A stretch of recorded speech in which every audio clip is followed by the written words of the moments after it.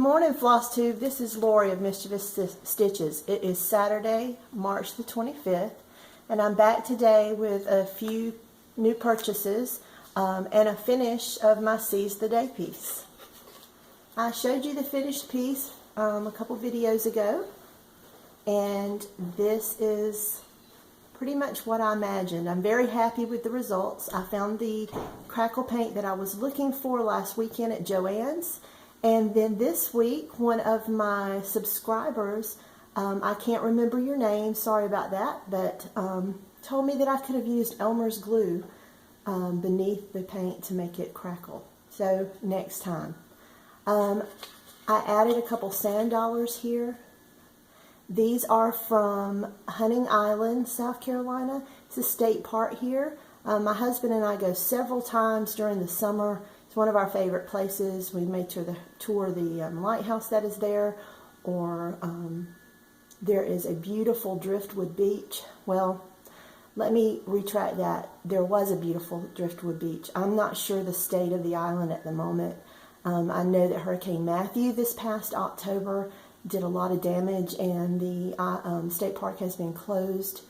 They're due to reopen on April 30th, but that is a tentative date, so I'm hoping that we will get to visit this summer.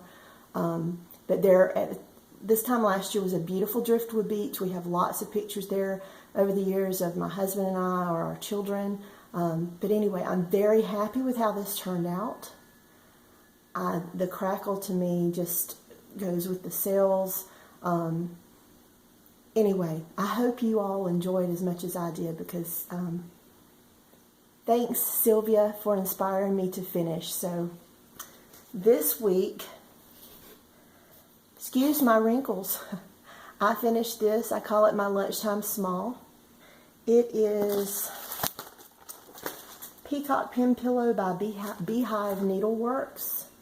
I've had this piece for some time. I think I bought it in 2010. The receipt was still in there. And this piece of fabric is my attempt at tea dyeing and coffee dyeing a piece of fabric. I picked up the fabric from Joann's on sale or with a half price coupon at some point, and decided to cut it up into quarters. I attempted to tea dye a couple pieces, coffee dye a couple pieces, and I was with a friend, so we split what we had, but this is one of those pieces, and this is the finish.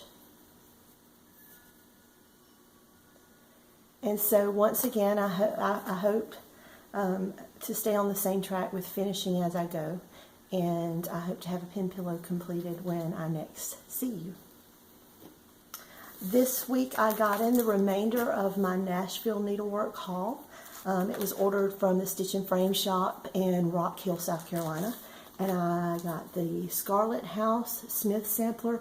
Now, those of you that follow me on Instagram, I did show the ones snapshots of these pictures prior to the needlework show, because I knew that I had to have them.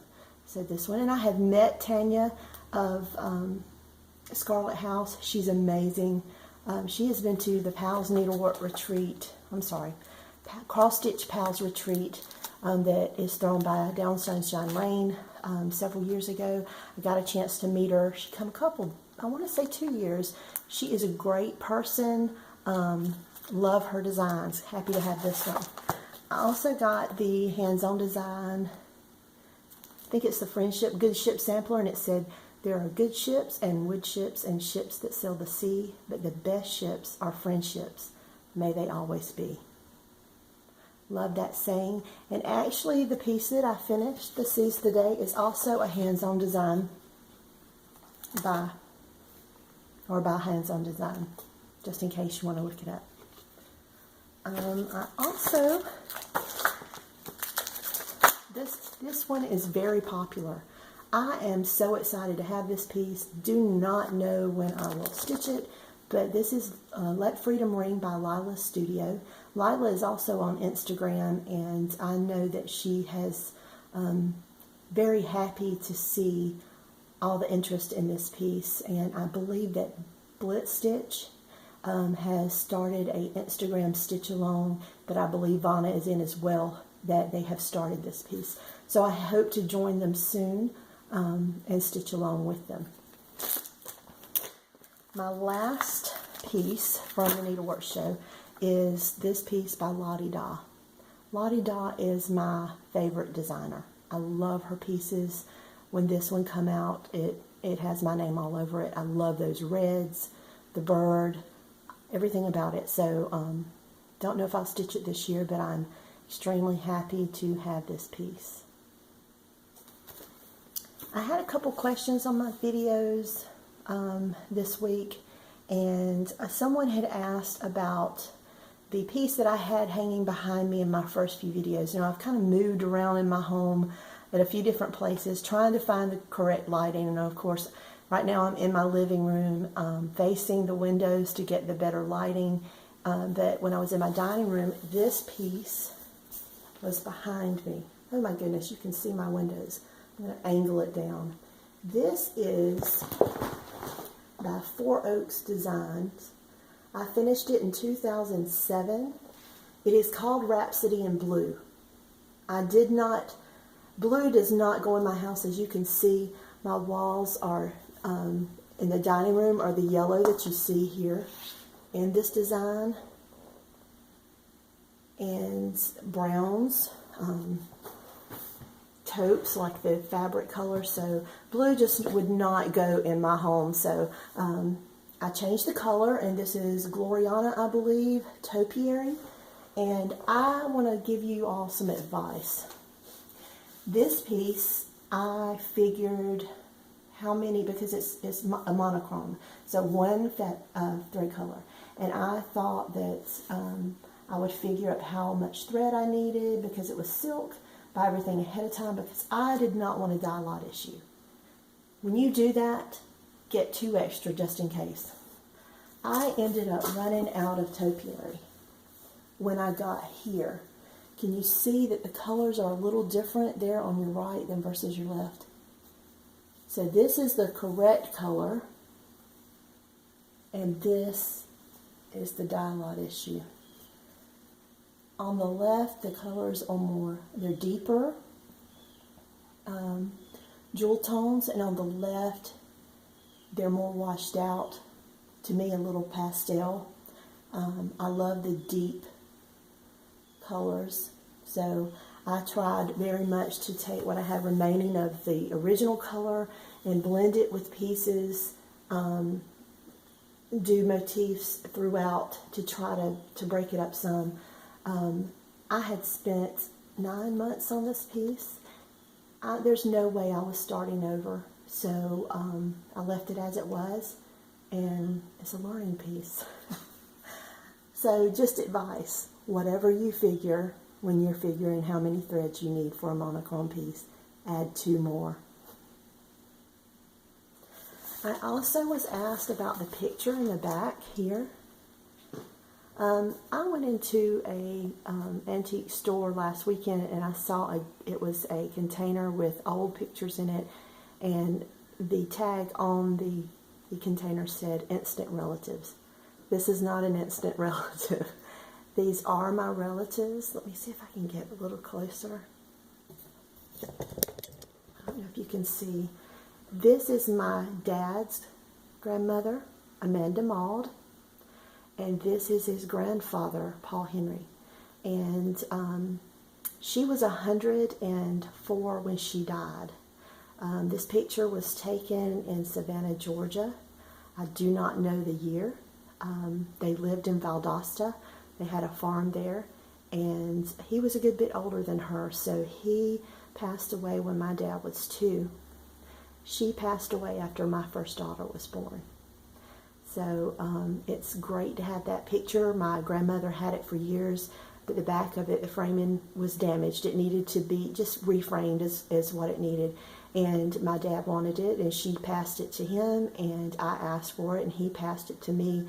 And his only condition was, are you going to hang it? And I told him yes. Yes, sir. I know exactly where I wanted it. So I took it to a local place here in my city, and they replaced the old wiring in the hanger. but I asked them to save the tag from the original photographer that listed the address there in Savannah, Georgia. So I'm thinking that this piece was probably taken in the late 1800s, early 1900s. As I said, she died in the 1990s. I want to say it was 96, 95, and she was 104.